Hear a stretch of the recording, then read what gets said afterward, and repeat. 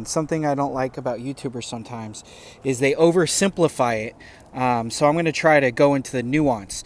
So on one of the videos on YouTube, this was broken. That's impossible to get broken, but I think dude just broke it as an excuse to buy this whole assembly because this hole right here is stripped out a little too much because there's threads on this motor and this tightens it down.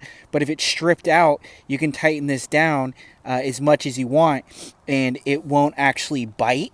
So I think the fundamental problem is the worn out camber bracket. So how I'm going to fix that is I'm going to put two of these on here like this and then tighten it down so it pushes this down more on the splines and gets a good bite.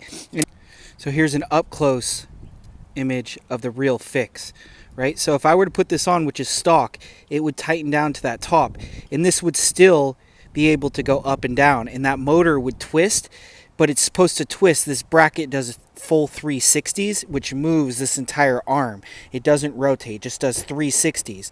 But there's no way it could get a good bite unless you put some Loctite and then you put the nut to compensate for the widening of this hole. All right. And the last YouTuber, I know he's full of it because he was like, oh, I've done these multiple times, and this is how you take it apart, and this is how you put it back together. I had to get one of these because this snapped. These never snap. He snapped it on himself because he ended up replacing the motor, which was bad, and it didn't even need to be replaced. And he never brought up this problem, which is the problem on all these W202s. So after watching his videos, I was like just laughing. 800-some thousand people have watched his video, which I guess the video is good to tell you how to take it on and put it off the plastic assemblies, but it doesn't actually get down to the common root problem of this. Make sure you use Loctite. All right, guys?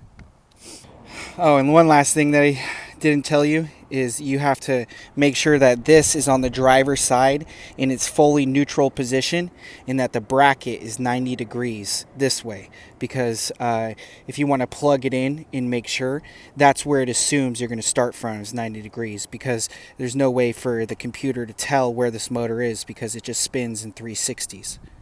So you got to start it from the neutral position, because when you plug it in, it'll start and end where it ends up when you plug it in. Key on, engine off. Use a sprayer, give it lubricant, and there you go. So the motor's spinning actually at 360, and the way that the bracket is, it makes it go back and forth.